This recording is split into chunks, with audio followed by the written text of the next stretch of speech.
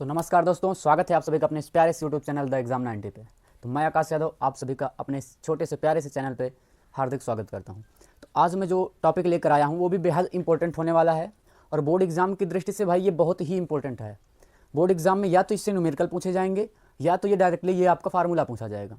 तो आज जो टॉपिक है वो है प्रथम कोटि की अभिक्रिया के लिए वेग स्थिरांक का मतलब कि सूत्र निकालना है भाई। वेग स्थिरांक का व्यंजक ज्ञात करना है।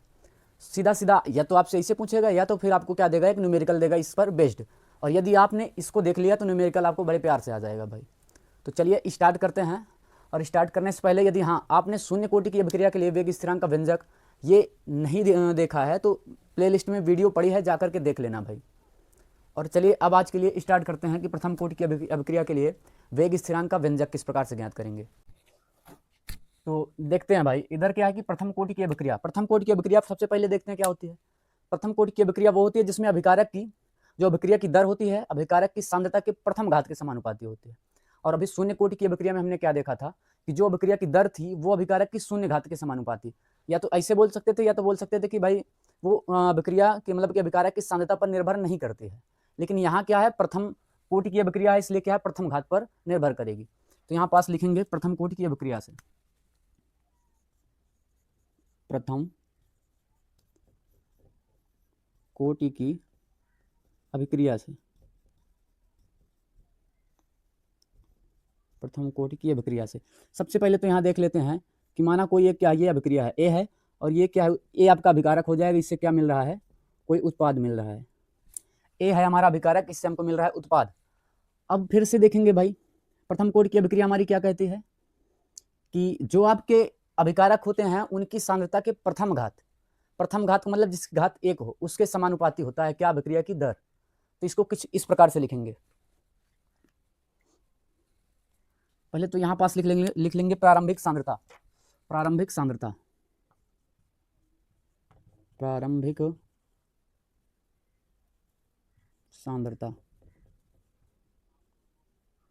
माना इस अभिक्रिया की जो प्रारंभिक सांद्रता है वो क्या है, ए। अभिकारक की प्रारंभिक सांद्रता क्या हो जाएगी, ए। अब पहले तो ए अभिकारक की प्रारंभिक सांद्रता ए थी, लेकिन कुछ समय बाद अर्थात हम समझते हैं टी समय बाद ये बदल जाती है। इसके कुछ मोल जो है वो किस में बदल जाते हैं, मतलब उत्पाद में। अभिकारक के कुछ मोल उत्पाद में बदल जाते हैं। तो पहले जब इसकी सांद्रता ए थी तब जो उत्पाद बन रहा था वो क्या बन रहा था भाई, वो 0 था। और जब टी समय बाद टी समय बाद टी समय बाद कुछ अभिकारक टी समय बाद कुछ अभिकारक के यक्स मोल,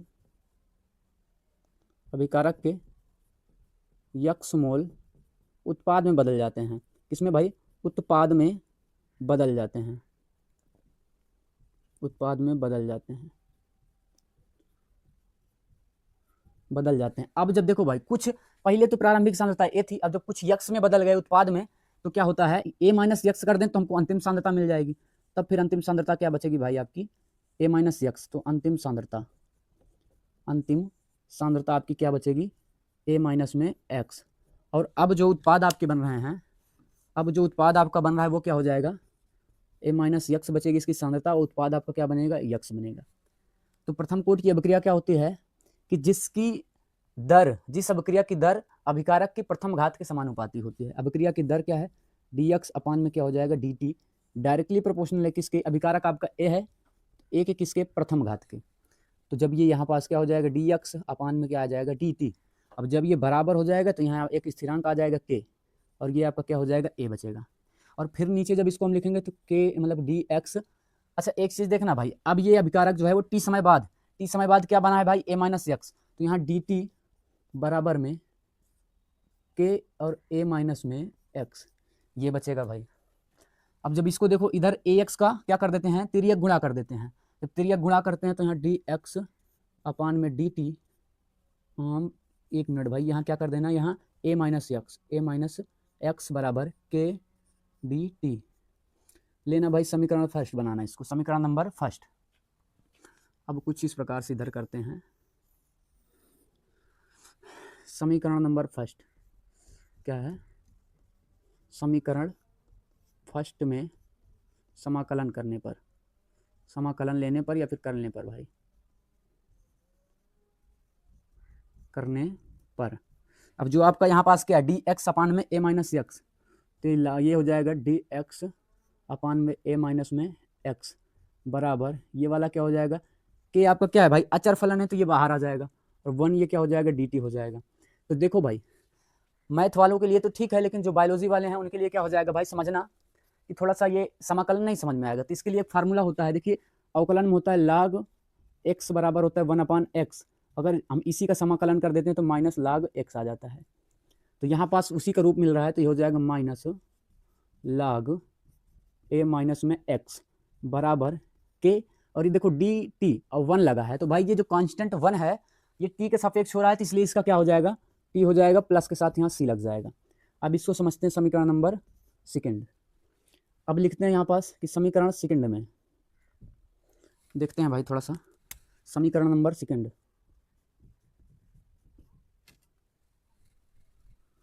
समीकरण नंबर सेकंड में c का मान ज्ञात करने पर, सेकंड में नहीं सेकंड से c का मान ज्ञात करते हैं, ज्ञात करने पर यहाँ क्या करते हैं भाई,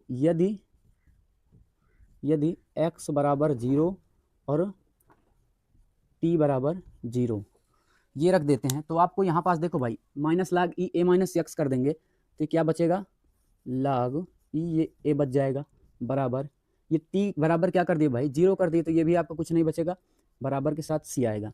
तो समीकरण जो आपका c मिला है इसका मान रखते हैं समीकरण 2 में ही, समीकरण 2 में c का मान रखने पर,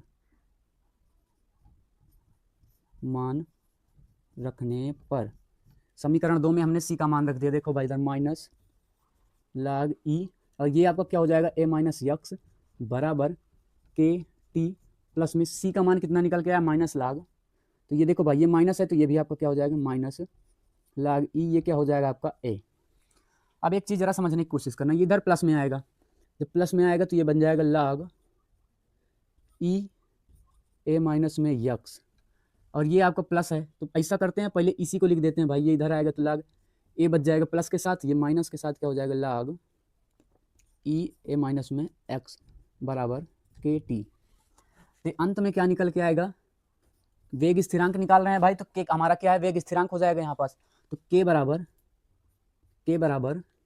1/t, और ये आपका किस में है भाई, ये इधर गया तो प्लस में हो गया, तो ठीक है इसको हटाओ, ये आपका हो जाएगा 1/t। देखो ये log m minus log n, ये फार्मूला होता है log m माइनस n बराबर क्या होता है log m/n, इस प्रकार लिख सकते हैं। तो यहाँ 1/t हो जाएगा, और उसके बाद ये हो गया log m मतलब क्या हो गया भाई यहाँ पास a अपान में a माइनस में x। आप इतना सा ये फार्मूला क्या है, इसको कुछ इस प्रकार से लिख सकते हैं भाई, या तो देखो ये फार्मूला इतना भी सही है, ये जितना लिखा है भाई k बराबर 1/t log a अपान में a माइनस एक्स, ये भी सही है, लेकिन जो आपका न्यूमेरिकल आएगा वो इस फार्मूले से नहीं बल्कि यहाँ से निकल के आएगा, k बराबर जब इसको हम log बेस 10 की फॉर्म में लिखेंगे तो क्या हो जाएगा 1 मतलब कि 2.303 अपान में क्या हो जाएगा t, और ये क्या हो जाएगा log बेस में 10 हो जाएगा। अब a अपान में a माइनस में x, तो अब जो फार्मूला आपका निकल कर आया है वो है k बराबर इतना लिखा है भाई, k बराबर 2.303 upon t log base 10 a upon a minus x. तो ये रहा पूरा का पूरा आपका प्रथम कोड की अभिक्रिया के लिए वेग स्थिरांक का व्यंजक। तो उम्मीद करता हूँ आपको बेहतरीन तरीके से समझ में आया होगा, यदि नहीं समझ में आया है तो एक बार वीडियो को बैक करके फिर से देख लेना। और हाँ, अब मिलते हैं अगली वीडियो में एक नए टॉपिक के साथ, फिर एक धमाकेदार टॉपिक के साथ। तो बस आज के लिए इतना ही काफ़ी है, चलते हैं, bye bye, love you, take care.